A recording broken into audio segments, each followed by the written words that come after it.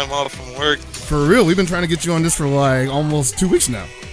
Yeah, it's just there's always something going on Sundays. Like I actually thought about going to MTG pre-release, but I was like, nah, I'm just gonna stay home right now. Oh yeah, shoot! Glad you did. Yeah, man. So how you liking these matches so far? Oh, they're pretty good. It's pretty. They've been fun to watch. Also fun to play because I haven't played in a few days, but I still got it. Hey, I'm liking your Joe, man. I'm liking your Yamazaki. Your Yamazaki's solid, and you definitely know how to expose people from not knowing his arena matchup. Yeah, like if I play against someone versus arena and they don't realize that 4B is 0 on block and that her stand A is 5 frames and +1 on block, I'm gonna just abuse that all day. There's no reason not to. Speaking of abuse, Tony been kind of abusing Rynge all day in the preliminaries. So let's see if he. Lewis here is just running the gauntlet today, man. I know, man. Well, he wanted to play. He said he didn't want to commentate. He said he wanted to play. So I was like, okay, brother, you're gonna play. You'll play. Alright, let's see if he's ready for this. Like, it's nice to see that Lewis is taking in a little bit more things. Like, me and Avery were talking to him. What a call out. Yeah, seriously. He's been kind of like very comfortable with doing that all day. And I mean, I can't say it's been working out 100% the best, but when you got a good DP ready to go, you want to blow it, you know?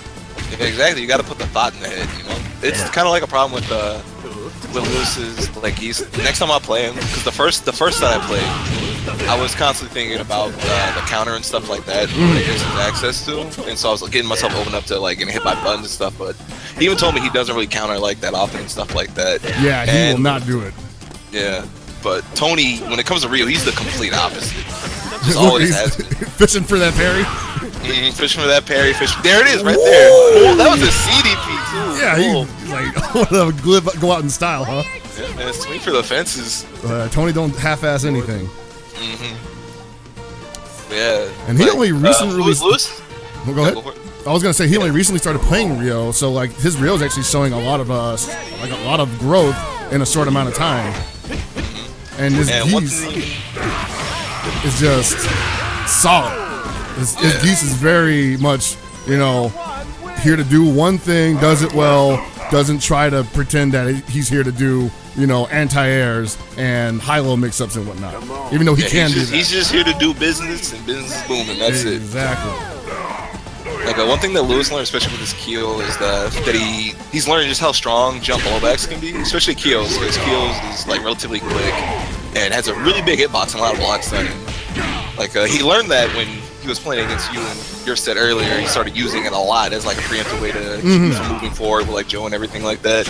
And he does that a lot with Geese right now too. He really knows when and where to use like everything from Geese's sweep to his far stand C to jump CD. Though it did pay off right there. Yeah, right.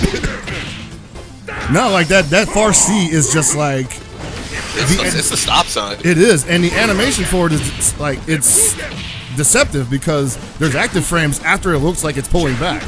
Yeah. So you think you're about to whiff punish it, and you get hit by like just phantom hitbox. One thing though is that he gets a lot of like errant hits with stand C, but he doesn't max cancel him, so he's not getting the full reward out of it. And that's fine, especially in this game when you have a good normal that you can kind of just like throw out there like that. Sometimes it's okay to just like, you know, let him just check him, give him the gut check real quick. Like I do that a lot with Joe's far stand D. Just give him a check real quick. Exactly, same normal, same thing. Ooh, almost caught. Nice, got right over it.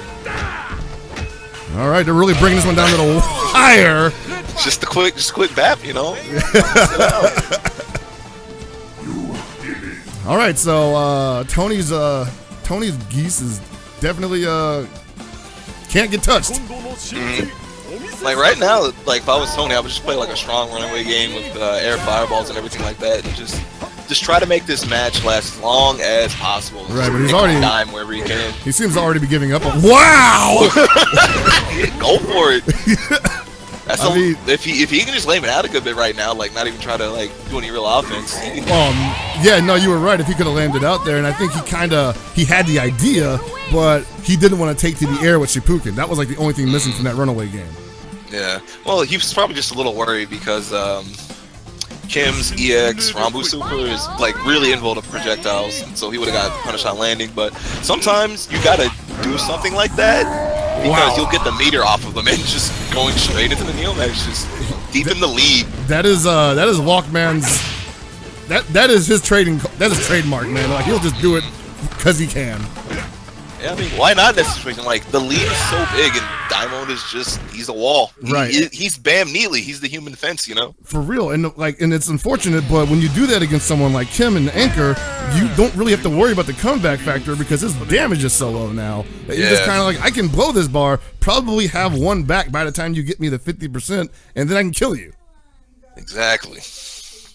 That's 1-0 for LordWalkman, who's been showing steady improvement over the year. And I can see what you were talking about, how Lewis has been having trouble fighting against. Yeah. Playing against Tony, because Tony, like, he's a bit of a party animal, but it's like controlled partying. Like there's a game plan behind it all. Like I think he definitely likes to think about some of the dumb stuff that he does, and yeah, exactly. Probably, I've told this not necessarily to him, but in his presence, I'm like, dude, the only thing that's stopping you is probably execution, because the ideas that you have are just like, that's why your Diamond is scary. Yeah. Because you probably get more grabs than anybody I've ever seen play Diamond. Mm-hmm. Even like right now, look what he's doing. He's fell behind, but he got himself back in the lead just by playing like really smart, really solid with good space in game. Lewis was able to close it out, but it's clear from like what you said that Lewis has a little bit of problem playing against Tony. It just seems like a player versus player problem, like the way Tony plays and how he's not afraid to take like educated risk at times. Right. Just kind of frustrates Lewis a little bit. And I do think that Tony possibly suffers from a lack of watching his opponent.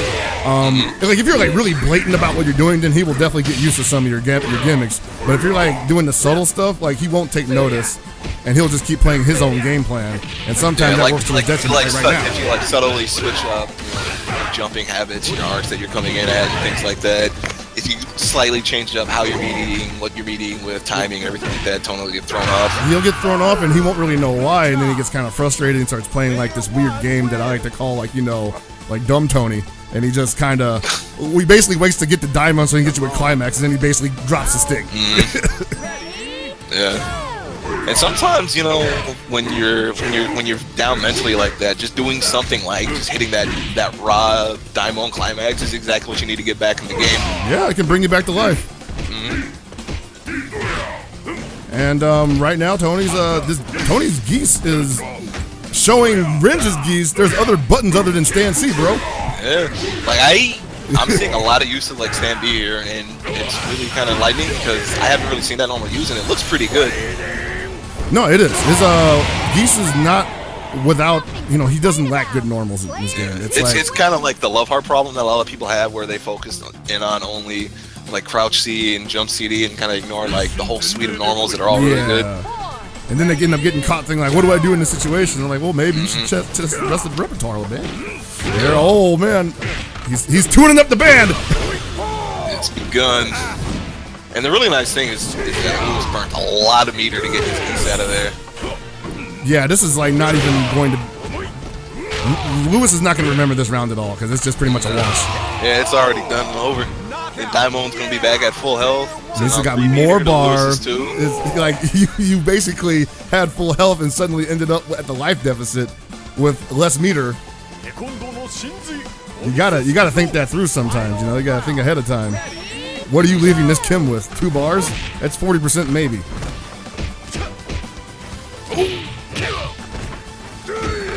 Okay. Again, off to a really strong start. Like, and yeah, Kim has a damage problem. He's not bad at all. His normals all like really good. He has a lot of things you force to respect, but it's so hard to get in on a confident diamond. And right as I say that, yeah, commentator's curse in full effect right now. Not a lot of damage though. That's the only problem with that. And so it doesn't really scare him. And now he has 5 bars. He has to be especially careful right now. Like, honestly, I think if he gets hit by a raw Neomax just like into countering something, I think he's going to be done for the next match. Most likely. Like, I don't think he's going to mentally recover. Because that's the kind of thing that Lewis as a player just gets confused by. Things are just that far out there.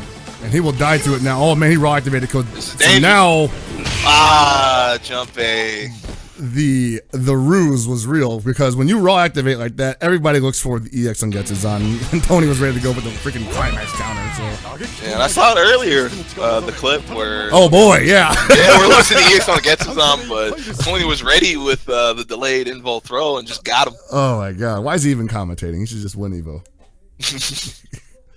Man, just win Evo. Just win Evo. If you're doing shit like that in casuals, just imagine what you'll do in a top 8 stage. Again, this is one thing I've noticed about Lewis, and I realized it during our set. He will always start out with a Rekka at the start of the round, no matter what happens. It's not a bad option for him to start with, because the auto guard on that move has been increased dramatically since the older games. So you kind of can just get away with it. It snuffs fireballs. It doesn't go low, but people rarely ever open up with a crouching low in the beginning of the round. So yeah, but he's kind of just like at advantage every time. Tony's like catching on, because the past 2 sets he started out with a high parry into DP to get the punish. No, yeah, that's definitely something. Wow! What, that dropped? I'm not really sure why that dropped or what he's going for there. I think he did. It looked like he did a stance C on accident before the super when it was supposed to be a DP. Okay, that makes sense.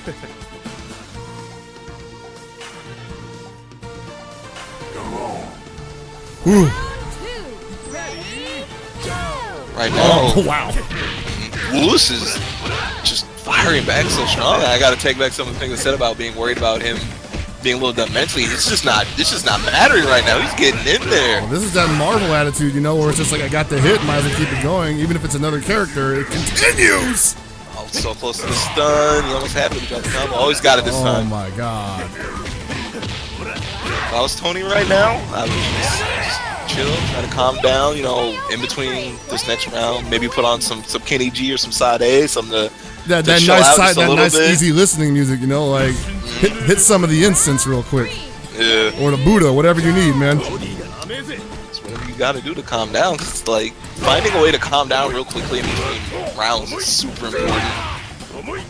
Like you don't even when you fall behind like this. Like you got to think about, in most fighting games, you get a chance to breathe by just going into a next round with the same character. But in KOF, you go in with a completely different character, and you're just like, I have to switch modes and get over my own shit. Yeah. Ooh. It's really nice use. One thing I see Tony do that a lot of other Diamonds do is he utilizes neutral jump C a lot. No, he does. It's just that, where's that animation where he kind of takes a squat in the air? Yeah, takes a squat in the air. It's a pretty good stop sign, but Lewis just shot back so strong in that last match. Well, that's what KO does. You know, he gets that motor running. The momentum is in his favor, and it carries over round per round because you're afraid of that hop down C. Yeah, exactly. And then he builds stuns so fast. Yep, it's almost as bad as Iori. He actually built stun faster than Iori. Oh, really? Yes. Damn. Nerd Josh was talking to me about that stuff at Frosty Faustings, because I was playing Kyo back then, but I didn't have the optimized combos and stuff yet. He pointed out to me that if you do like the optimized max mode stuff in the corner, and the next hit is gonna end up stunning, like the next combo, like partway through. That's pretty solid. Damn. Ooh, speaking of solid, solid, straight in the face. Hard normals. And now Tony taking. I'm pretty sure everything from Tony right now has just been like a hard normal. Well, he's kind of going back to basics here. You know, he's just like, hey, let me just go back to what I know is good. He's gonna put himself in a situation for me to use it. I'm gonna capitalize instead of trying to go for weird parries out the gate. Yeah. And no activations from Rynge. Tony getting away with murder here. I missed the link. I don't know why he's going to the Tatsu on block. It's pretty unsafe. Yeah. Better to do the fire. Wow. Come on, guys. Stand C is like, crouch C from Rio has really great vertical range, but the horizontal is just kind of lacking. They changed that a lot coming from this game to from older KOFs. A lot of crouch Cs back in the day had like good horizontal range on top of the vertical, so you can use them in neutral a lot more, but you can't really do that in this game. So it's one thing that older players have to get used to and adjust to, while newer players like Rynge don't have that worry. No, they come into this fresh. And they definitely don't have any strange quarrels with weird things like full jump whiff moves to grab, like we just saw. All right, Tony's just going to want to play this one safe, get whatever hit he can, and possibly you know, closes out without spending any meter. Shouldn't have to. There we go. And there he's got it. Gonna get all that health back. Rynge is coming in with a 2-bar geese. I can say 4-bar geese. Neither one of them really, well, we know Rynge is gonna look for Raging Storm, but Tony has it. Oh, I think Tony's just gonna look for an EX to counter super most likely. Most likely that, or actually in this case it would behoove him to just do standard counter super into Raging Storm. Right. Yeah. That will do a ton of damage. But Rynge is not gonna give him that chance because Rynge sees it coming. Rynge is gonna look for Rynge's play style with Beast is just like very zone heavy. Just as a person who loves playing keep play, I love watching it so much. Wow. I wasn't able to get the restand though, sadly. Yeah, I definitely feel that Rynge's way of playing Geese is a little unique to him. I got hit by a lot of stuff against him that I just thought like, at first I thought he was just mashing. And then I realized like, no, he's actually keeping me from moving with a move that normally is just supposed to keep you from like, you know, jumping or something like that. Yeah, exactly. But now I can't go forward at all. This thing has a whole new dimension to it. One thing both Lewis, ooh, nice! Just throwing out the stand A to keep him moving forward a little bit more. Wow. I would have probably, after that stand A, just throw out the Reppuken just to see how he dealt with it, maybe get a chip death, but works out in Tony's favor anyway with 18 seconds left on the clock. Not a lot of health coming back for him here, but still, did not spend any bar. So, better believe if he touches his Kim, that's at least, whoa, what the hell? Yeah, that was just pulling it out, you know. Do it. Oh, please. Oh, no. Too early. Oh, my God.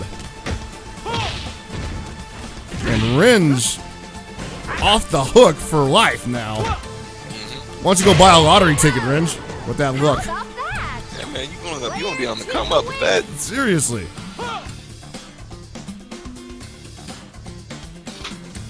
Here we go. Fully loaded Daimon.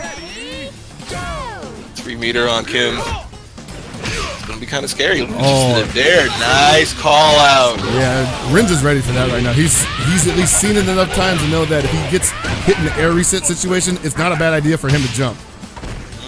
Even though that Daimon has the air grab, Tony has to guess right on that option.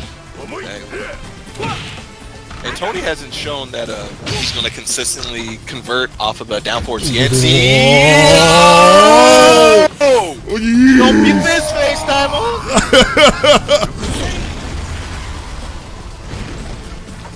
You can just see, like, you feel like he's a little scared right now. This is like, what do I do? What's wrong with this guy? There we go. What's wrong with this guy? Rynge closing it out 3-1 with a very cautious approach. Oh my God. Very nicely played by both of them.